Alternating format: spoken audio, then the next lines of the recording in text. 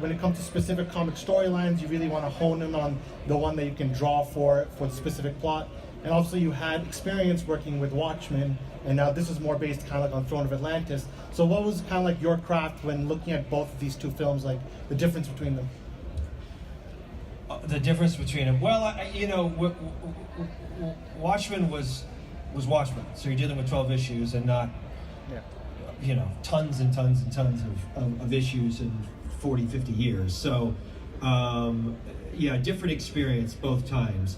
It did, with Watchmen, there were specific panels we were trying to do, which was fun and really interesting to try to bring that to life. And I probably took that love for certain panels into this, even though there were different settings and, basically different costumes. But there's a lot of Orm, and when he gets in that mask, these sort of shots of, they're very strained, and he's a very straining kind of guy. So it's I love taking something so visual and simple and in a panel and going, what would that be like on a person, on me? So it taught me to really, really, really invest in certain panels because it's a great tool. I mean, we're always used to using words, and to have words and visuals it's just so informative for an actor. I mean, posture, this stance that he would have. I mean, he just inhabits the room, so you can't.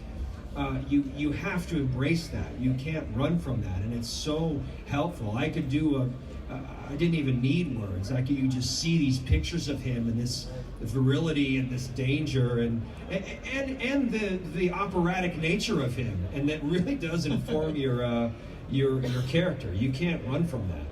Let's go. Did you try to recreate panels for this? Like, I think of that scene in the Trench Kingdom, I mentioned this, but when they're kind of coming down and the creatures are following them, and I look at that and I'm like, that looks like it's ripped from a comic panel. Yeah, I try to be inspired by the comic, but that shot in particular was something that I worked with my concept artist. And we finally, when we landed on that look, I just have that look in my head. For some reason, I had a look of a cross-section of the ocean.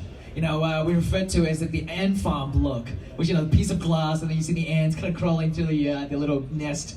And so that was a look that I really wanted to kind of create with this. I wasn't quite sure I would get it right, but again, working with such a great concept artist, he was able to sort of pull out what was in my head, and once I have that became my signature look throughout the whole film. And I loved the image so much that I wanted that to be a language that gets repeated throughout the film. It's so cool.